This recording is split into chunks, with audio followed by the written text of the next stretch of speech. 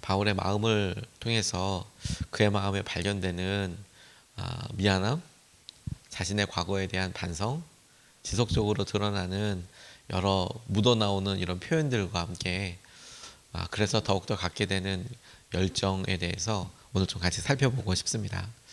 하나님께서 모세를 부르셨을 때 모세는 이집트의 왕자로 오랫동안 교육을 받았고 왕자로서 입법과 어떻게 법을 세우고 또 어떻게 통치하는지에 대해서 교육을 받았던 사람입니다. 그래서 그런지 그는 이스라엘 백성들을 이렇게 데리고 나가면서 그들에게 율법이라는 하나님의 법을 만들어서 가리키기도 하고 그리고 이동하면서 생기는 여러 일을 직접 다 조율하기도 했습니다.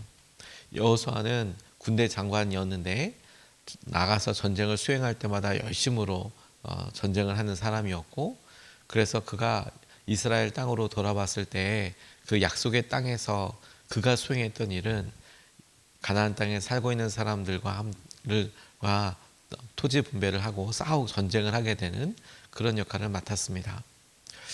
베드로는 어부였습니다.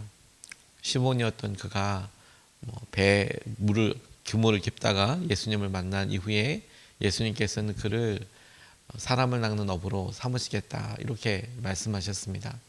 그는 어부였고 이제는 사람을 낚는 어부로 쓰임받게 되는 것이지요.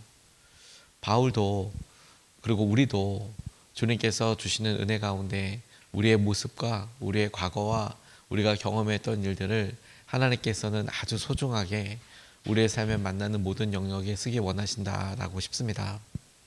바울에게는 아주 특별한 이력이 있습니다.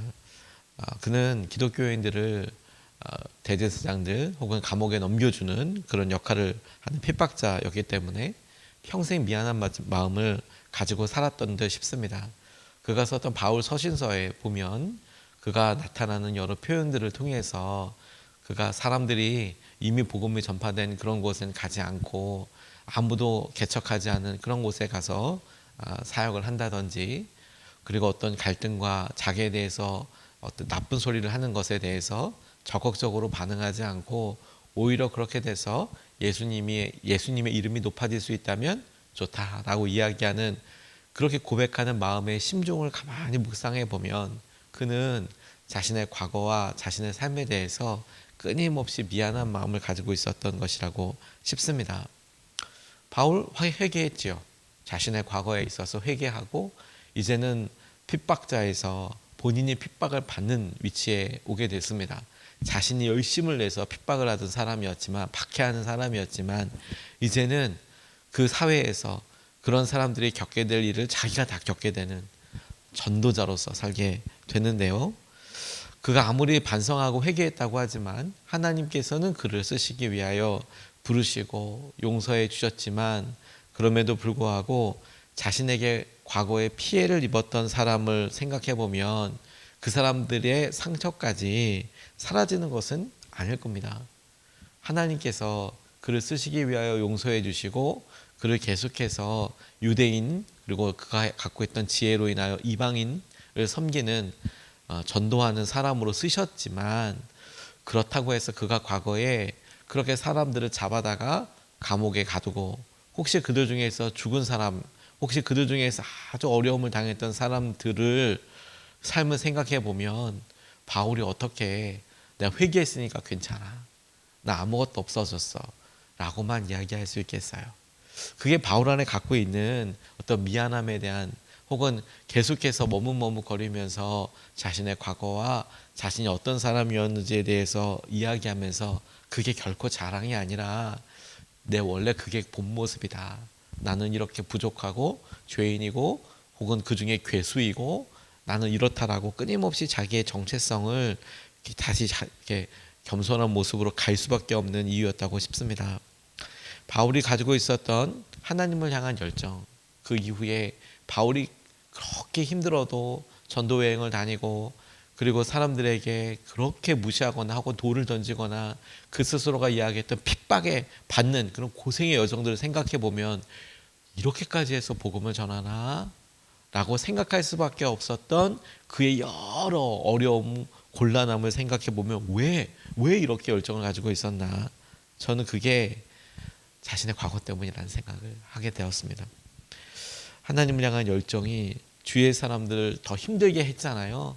그래, 자기는 이렇게 해야 낫다고 했는데, 근데 그 열정을 복음 만나고 나니까, 주님께로 돌아오고 나니까 자신과 같은 유대인들은 큰 마음의 아픔이 되었던 거죠.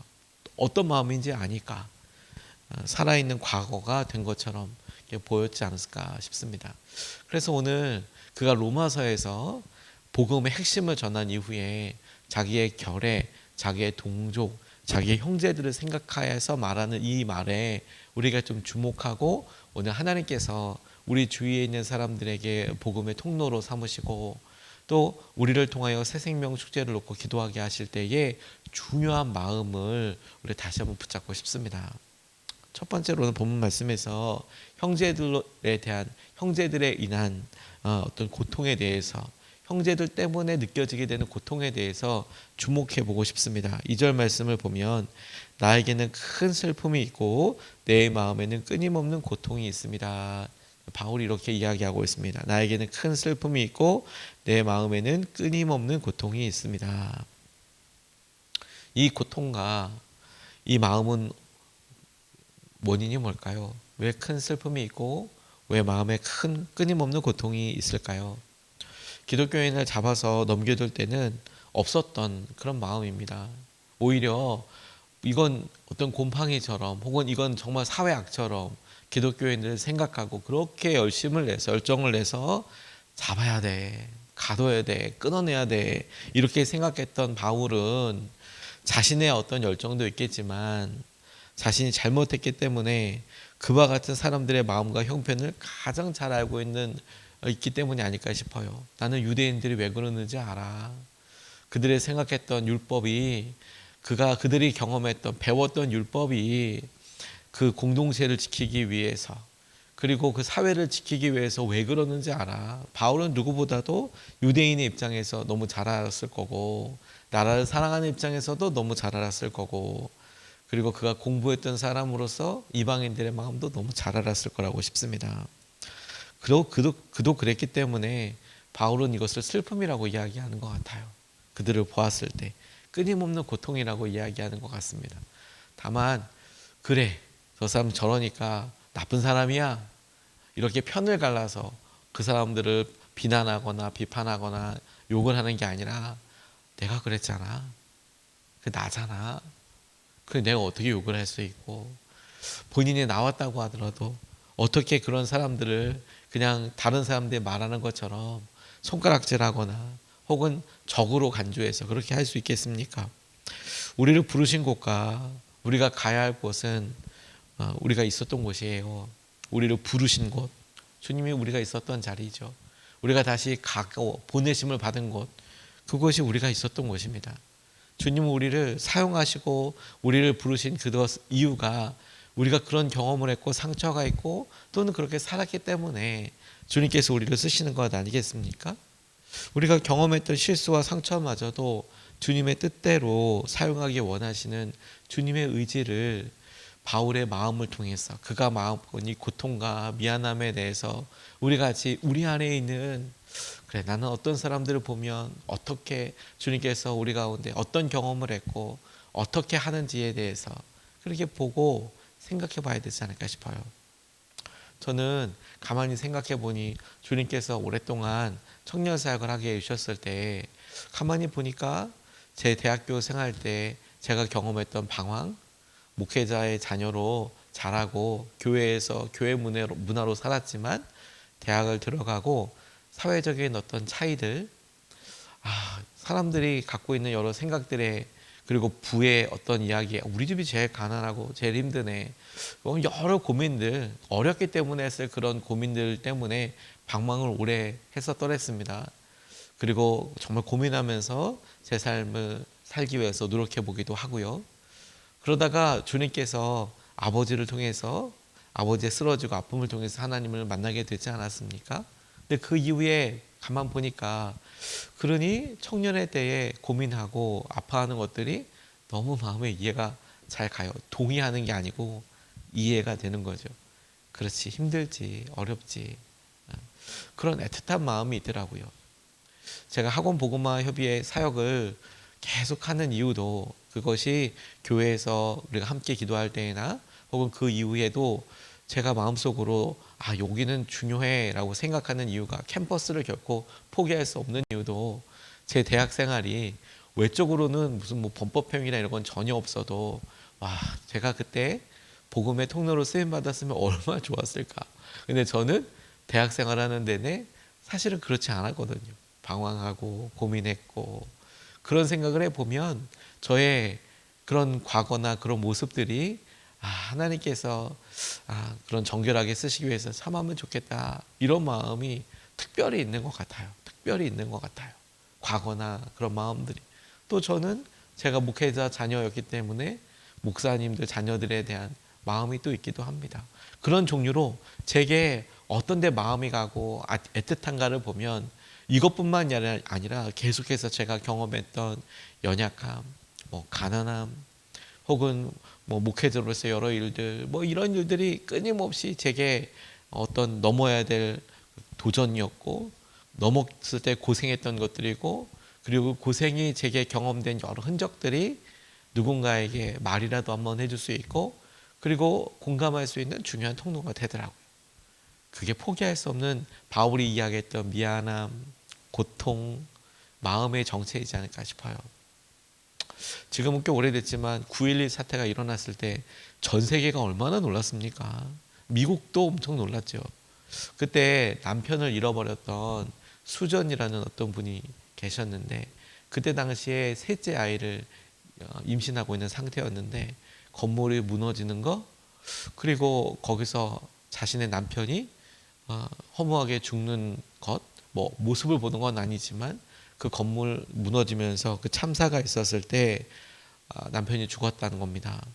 근데 그게 얼마나 큰 상처인지 치유가 되지 않을 만큼 남편에 대한 슬픔과, 그리고 자신의 마음속에 있는 이런 증오심, 그 일을 일으켰던 사람들에 대한 증오심, 이게 계속 차오르더라는 거예요.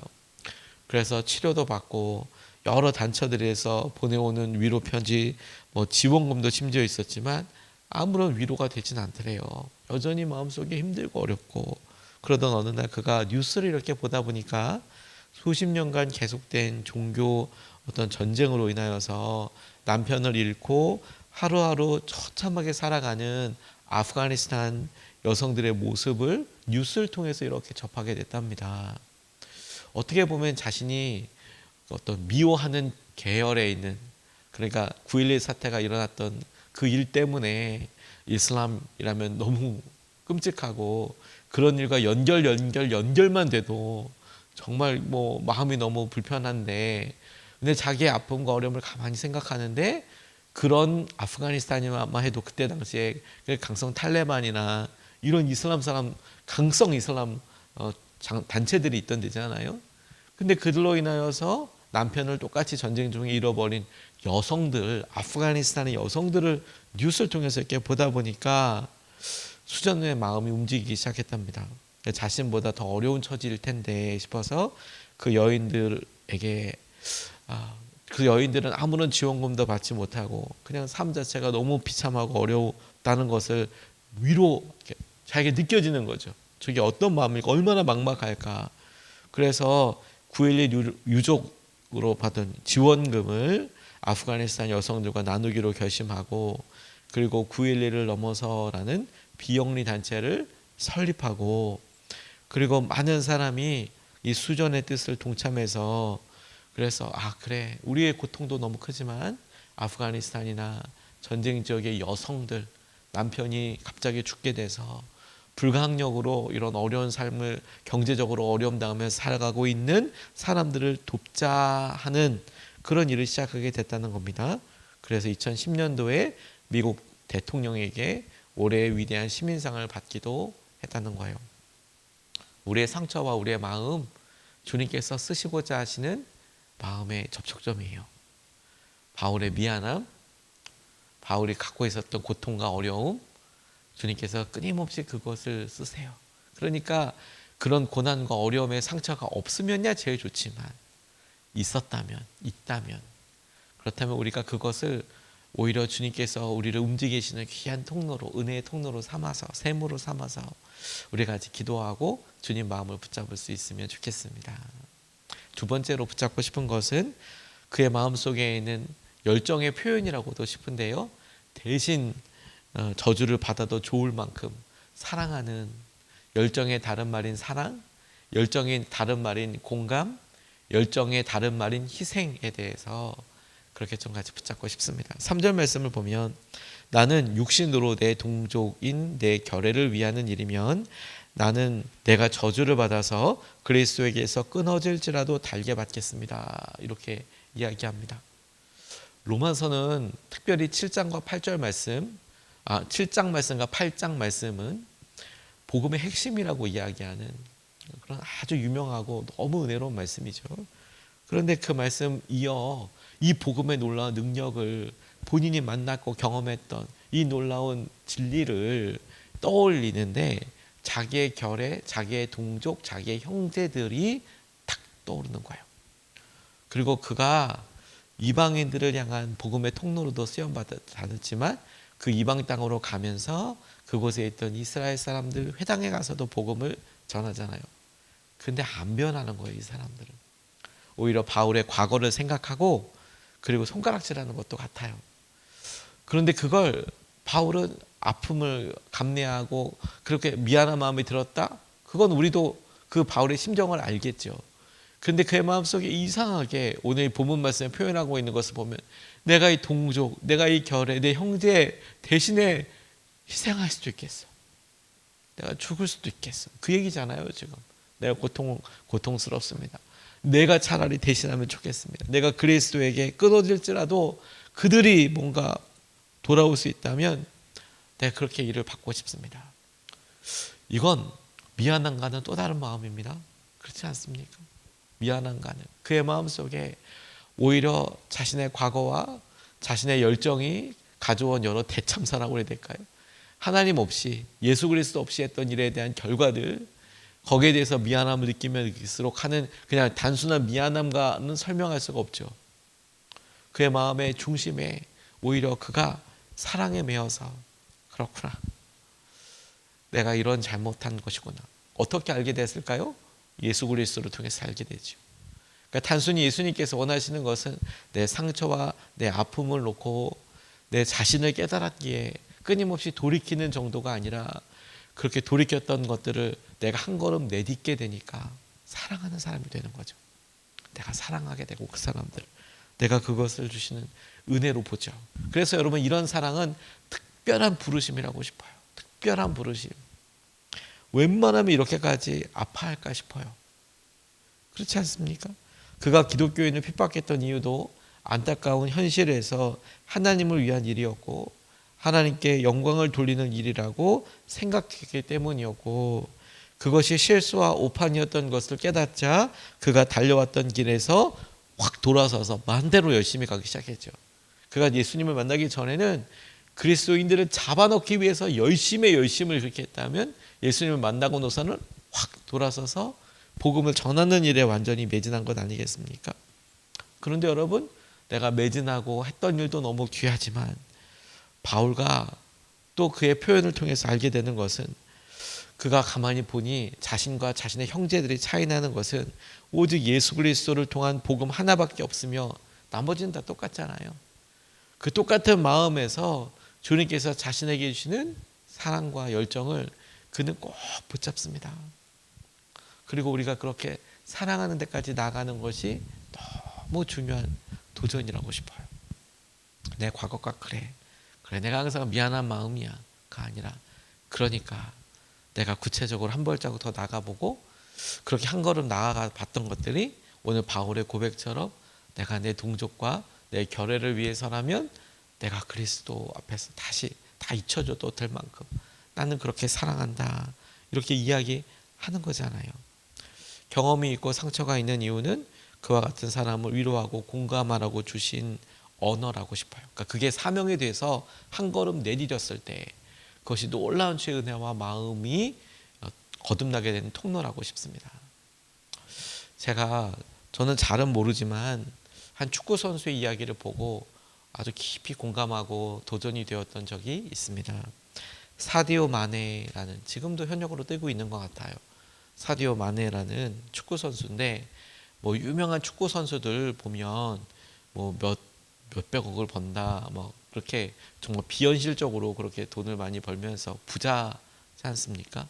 그래서 유명한 호날두 같은 경우에 뭐 슈퍼카들이 뭐 몇 대, 뭐 여러 대이고, 뭐 사고가 나도 그냥 뭐 그렇게 할 만큼 부자인데, 이 세네갈 출신의 이 사람도 아주 유명한 선수인가 봐요. 그래서 연봉이 막 몇백억, 뭐 백억대 정도의 엄청난 돈을 사실 받고 있는 거죠.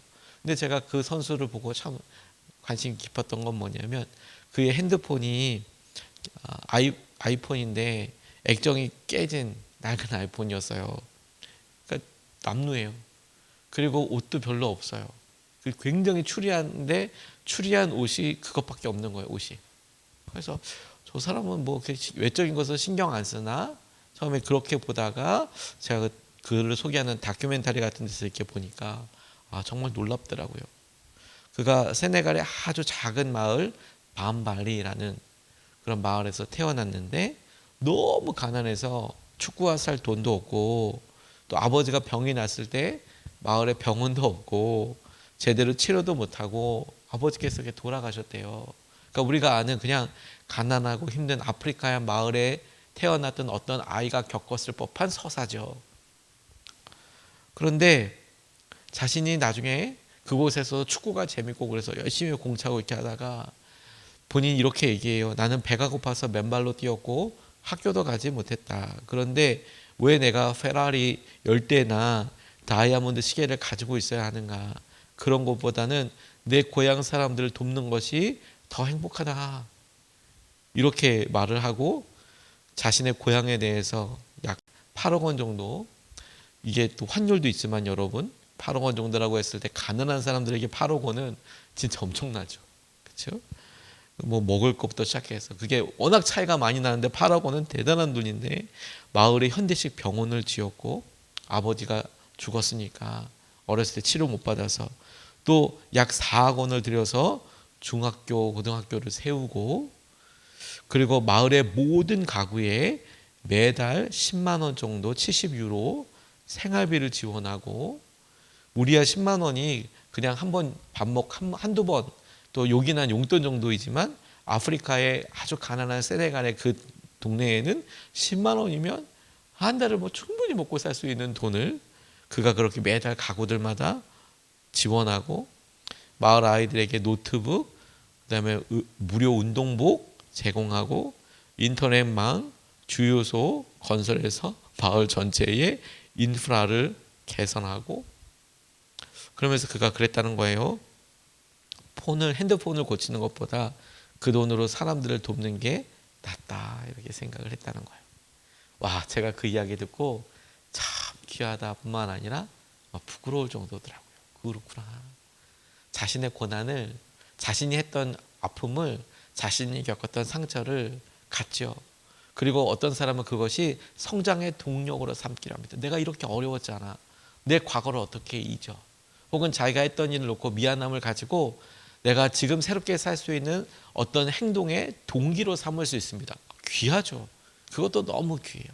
근데 그렇게 동기로 삼은 것도 귀하지만, 나아가서 바울이 경험하고 이야기하는 것처럼 내가 그것을 사랑할 수 있다면, 내가 섬기고 더 나아갈 수 있다면, 그러면 하나님께서 원하시는 대로 그에게도 복이 될 뿐만 아니라 주위에 있는 사람들을 먹이고 살리고 나눌 수 있는 통로가 되는 거예요.